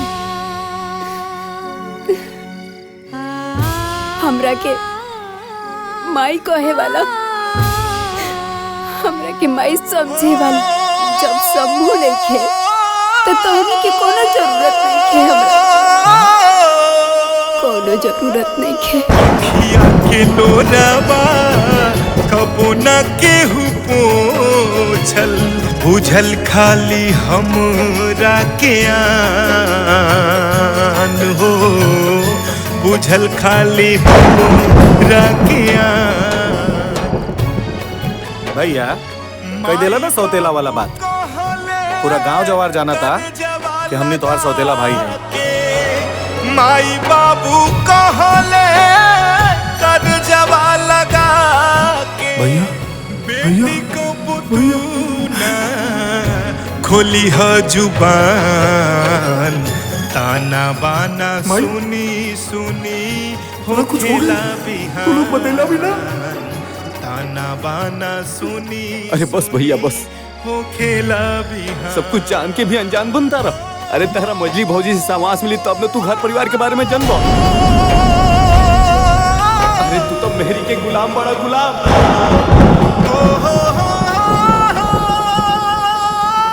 तोरा मेहरारू के लगे इतना बार फोन करनी, लेकिन तोर मेहरारू ना उठौलस। हाँ भैया, हमने के तरह से बहुत बात करके कोशिश करी, बहुत फोन लगौनी, मगर ये मजली भौजी तरह से बातें ना करे दी। हमरा के सब समझ में आ गई। अरे हम तो वो अभागा बानी कि जे अपने भाई के प्यार भी ना समझ पाईनी। ए जी, कि हमें पत्नी बस इहे चाहेली कि ओकर पति के कुछ पैसा बचे। अरे तोरा के पैसा चाहिए ना रे, ये ले पैसा।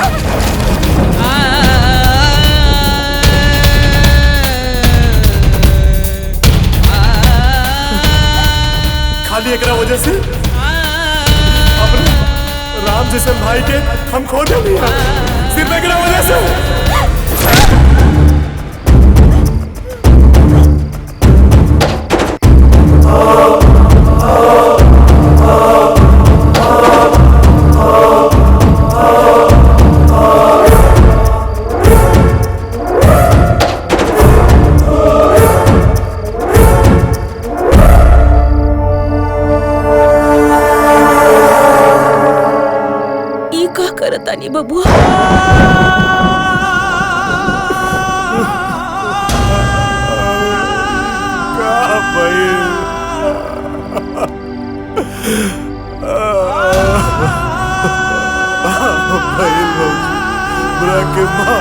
दी भौजी।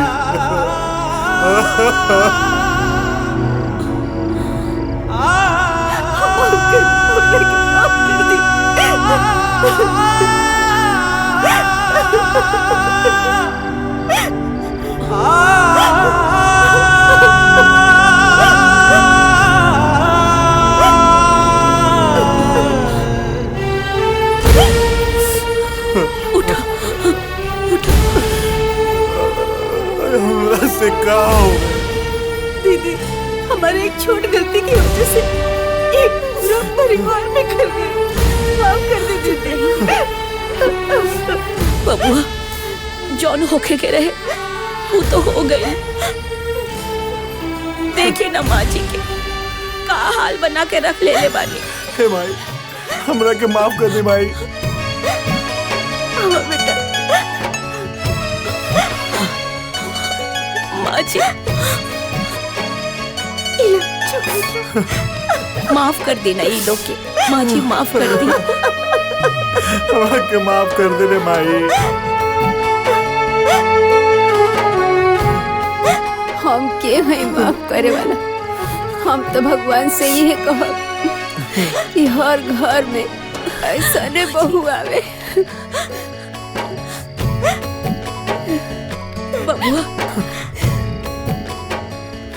तुम्हार भैया हमेशा चाहत रहल कि ये परिवार हमेशा सुखी रहे और ये जहाँ भी हुई है बहुत खुश हुई है।